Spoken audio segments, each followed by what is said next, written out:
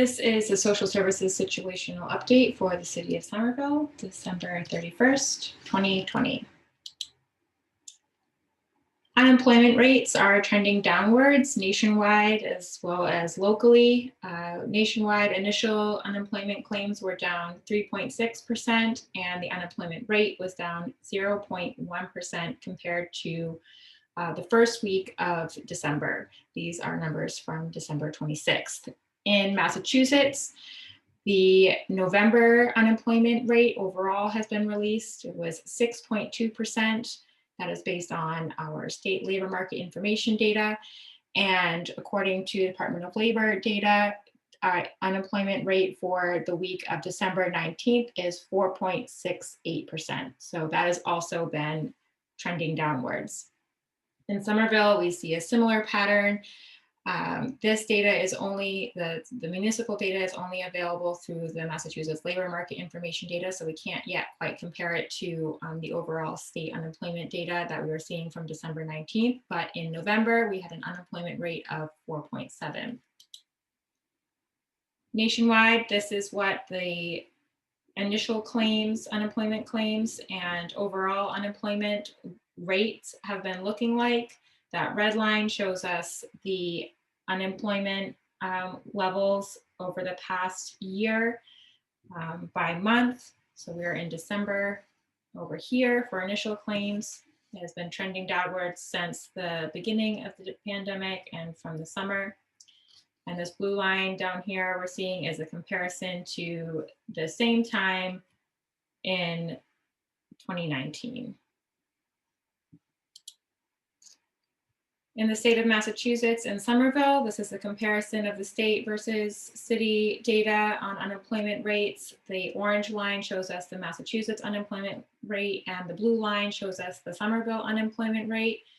Somerville remains lower than the overall state rate, but following pretty closely to that trend. We're down here, these are the latest numbers coming out of November, where there's a 6.2% unemployment rate in the state and 4.7% in the city of Massachusetts. The city of Somerville. Another big update from this week was that President Trump signed the $900 billion stimulus package into law on December 27th. This is what that package includes and what it means for you.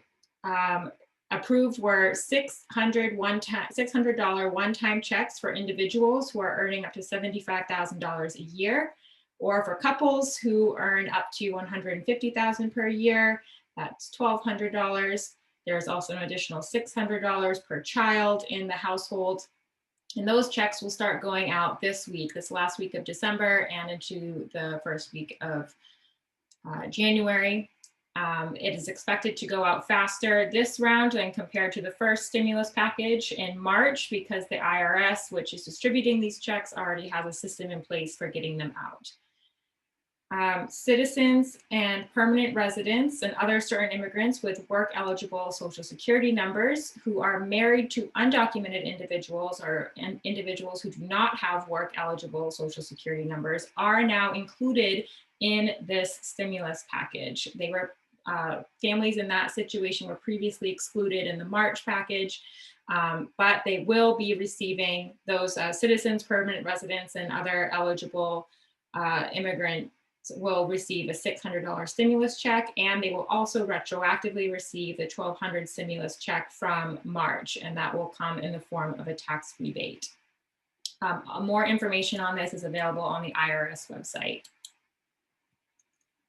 The stimulus package also includes an update and an extension of unemployment benefits. Unemployment insurance benefits will continue through March 14th and will also include a $300 per week supplement. That's down from the original $600 supplement that was available at the start with the CARES Act back in March. Pandemic unemployment assistance, which is the unemployment assistance available for gig workers and self-employed individuals, has also been extended through March 11th, another 11 weeks.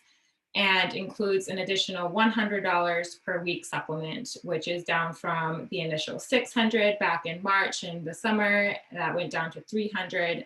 It is now $100 additional supplement payment per week with that unemployment insurance. The federal moratorium has been extended through January 31st, and the stimulus package also includes $25 billion in rental assistance. More details on what that will mean for us locally to come.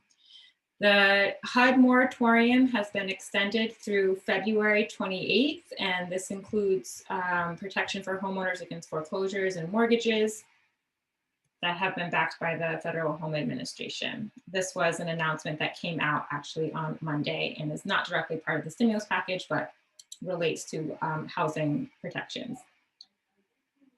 The Payment Protection Program, which is loans for businesses to keep folks employed.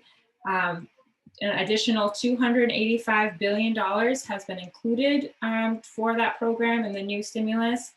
There have been some changes to that program in an attempt to make it more equitable and avoid some of the issues that happened in the first round back in March. So loans now are capped at $2 million, and these funds will only be available to borrowers with fewer than 300 employees and to borrowers that experience a 25% drop in sales over the past year.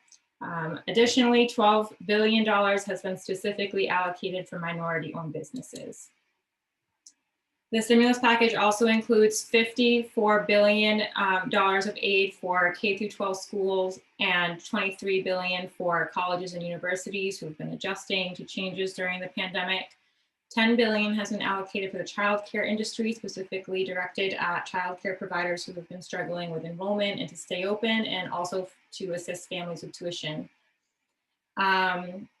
Also, $7 billion for high-speed internet has been allocated. That it includes funds for improving infrastructure of high-speed internet, and about half of that will go towards $50 per month assistance for low-income families to have access to the internet. It is unclear how that money will be distributed quite yet, but we will have more information on that as we learn. One other big change related to food assistance that comes out of this stimulus package is SNAP. Starting January 1st, SNAP benefits will be increased by 15% through May 31st for 6 months. And an additional $13 billion of aid for food programs has been allocated, $400 million for food banks and pantries, and $175 million for programs targeting older adults, including programs like Meals on Wheels. Locally in Somerville, we have just opened a $5 million small business relief fund. Applications opened yesterday, December 30th. There is a maximum $25,000 award, and that is capped at the amount equal to 2 months of rent or mortgage for small businesses. You are encouraged to go to somervillema.gov/COVID-19 for more information on that.